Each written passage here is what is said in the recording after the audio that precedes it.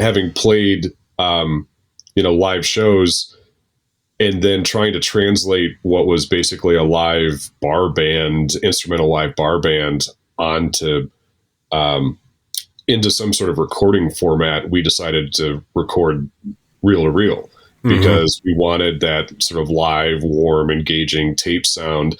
And there's some albums that, if anyone wants to hear the difference, that are now, translated onto CDs. But if you go listen to, I think it's the first Rage Against the Machine album, they recorded it live in a studio, all on tape, live mics in the same room with, things deadened. And that was how we recorded, but it was reel to reel. But then the editing process was a pain. So explain what reel to reel is and the difference when you talk about tape hiss. If you're not a musician or you're not a recording geek, or familiar with that world, or just have never listened to anything on tape or even have cassettes, what does that mean, right? Like what's the difference? So reel to reel or tape to tape, however you want to call it, generally tape to tape is more used in the video world, and reel to reel is more in the audio world, in the regard that typically reel to reel is a multi-track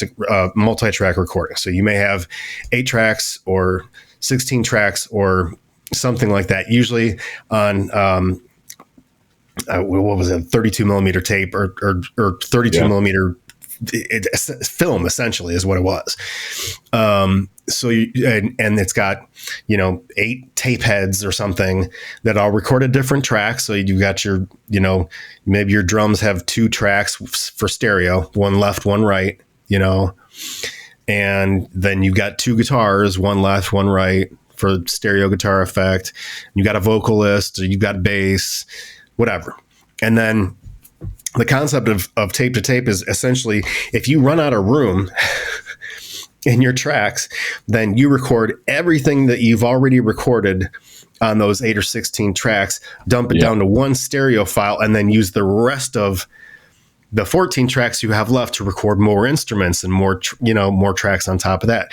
And it's this really tedious process, and it's like mind blowing.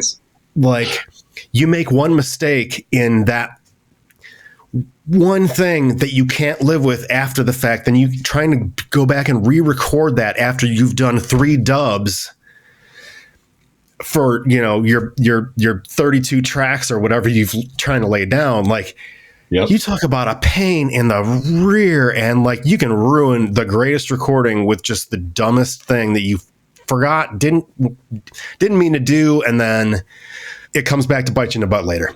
So where we recorded on tape, as it relates to this discussion, when we recorded our debut album, as it turns out, our only album, which was basically an EP. I mean, it was an LP length album, but so it didn't technically qualify to be an EP because it was too long, but it was 6 songs on an album. We used that as sort of our official resume when we were booking gigs, and it's still available on Spotify if anyone has interest. But where we recorded that was Electrical Audio, which is the studio that is owned and operated by Steve Albini.